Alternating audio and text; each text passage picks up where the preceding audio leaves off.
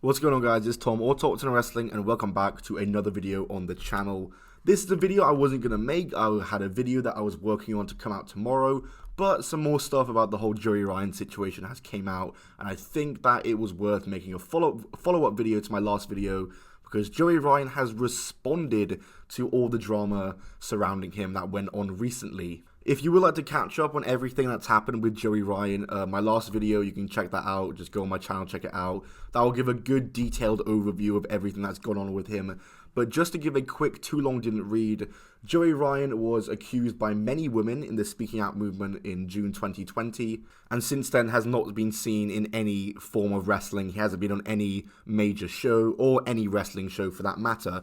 But recently, a Twitter page promoting a charity show for a women's charity appeared, and on the poster was Joey Ryan, and it was said that Joey Ryan had been booked for the show, and when people looked into the contact details of the show on its ticket selling website, the contact details were Bar Wrestling, which Bar Wrestling is the old promotion that Joey Ryan used to run, leading many to believe that Joey Ryan himself was behind the show.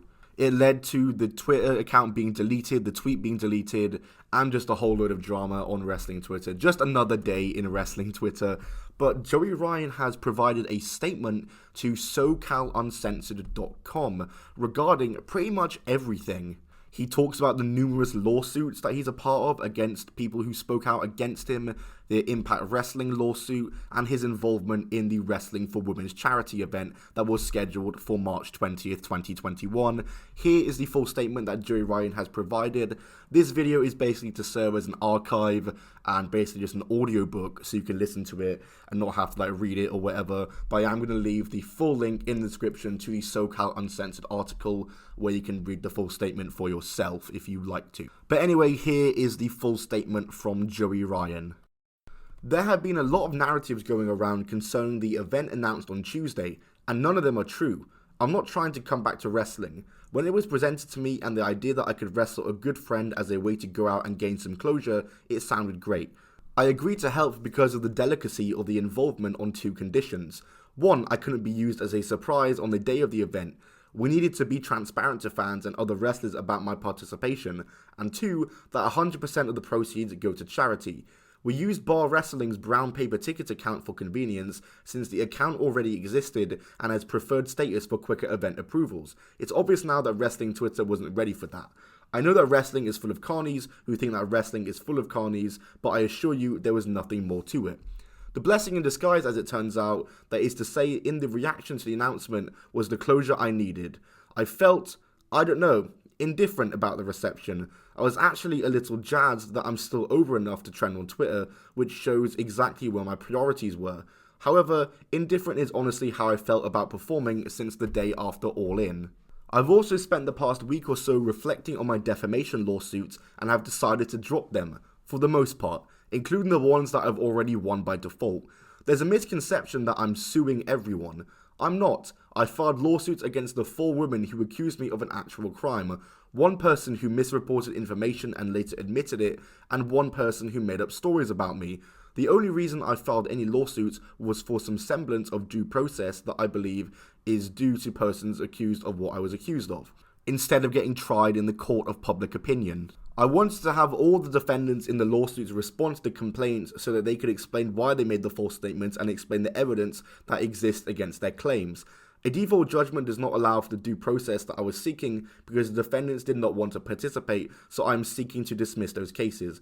I was also hoping the lawsuits would permit an investigation through what is called the discovery phase in the lawsuit, which I wasn't afforded because none of the accusers went to the police and Impact Wrestling decided to terminate our contract without so much as consulting me or conducting any investigation as mutually agreed upon in the terms before they terminated it. For full transparency, I am leaving the Impact Wrestling lawsuit open. Breach of contract is an entirely different issue. I know wrestling doesn't have a union or really anybody to look out for us in contract negotiations, but they have forced wrestlers to sit at home after disputes and wait out contracts with threats of breach. It would set a bad precedent to not hold them accountable to their side of these same contracts. As to the out-of-state defendants, I lost jurisdiction to have one of those cases litigated to California and it was moved to Pennsylvania. Based on the judge's decision to have that case continue in the state where the defendant lives, it was a better decision to let the case against the other out-of-state defendants he litigated in the areas where those defendants live. Those dismissals are all without prejudice, so I had the option to refile them in their home areas. However, refiling them is no longer the plan.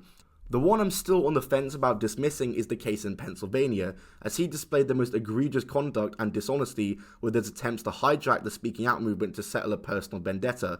The other cases were misrepresentations of actual encounters with those women, but his are based on fiction.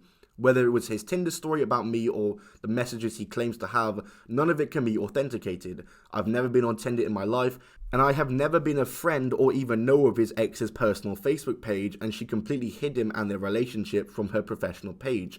Those are things that I can authenticate. I didn't even know she had a fiancé until recently, and it's been 8 years since any sexual encounter with her, and she has never accused me of any wrongdoing. I'll make a final decision about this case in the coming week. I'd be lying if I said losing that anti-SLAPP last week in one of the California state court cases didn't take the wind out of my sails and alter my thinking process. That was the one with the most evidence in my favour. There was a witness willing to testify that what the witness walked in on was a consensual act. But ultimately, I kind of got what I wanted in the judgment. It said that she wasn't stating a fact but rather just her opinion, and that the evidence may show no SA. I just can't prove that she knowingly made a false statement, which is required for defamation. That got me thinking that if I win these cases, what do I win? Would it be vindication or just validation? And if it's validation, then for who? Even if I win, I've still been a womanizer, been unfaithful, been selfish, and self-seeking in my broken life. That doesn't make me feel like a winner, but none of those things are criminal acts, and those are the things I can and am working on. Oddly enough, I have to thank this person for filing the anti-slap motion because it helped me to offer more clarity in all of this. There's a silver lining to the allegations against me. I don't have to live in secret anymore. I don't have to hide my character defects or shame cheating or lurk around in the shadows trying to pursue women.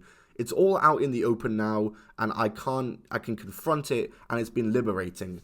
I've never known a freedom like this before. Breaking is healing, and the scars are proof that we've healed. For the past 8 months, I've been attending weekly Sex and Love Addicts Anonymous meetings both in person and on Zoom. My addictions are most prevalent in intrigue and validation. It's an emotional high, and the women have been my fix. SLAA is a 12-step program, and I've been stalled out a bit in the middle of it. I can't fully give my resentments to God and expect to move forward and past them if I'm bound to these cases. I just want to get better and give my power and energy to the solution. I want to become the best version of myself that I can be. Carrying around hate doesn't punish the people we think it does.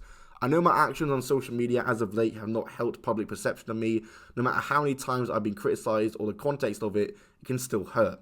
And I do feel the weight of constant death wishes.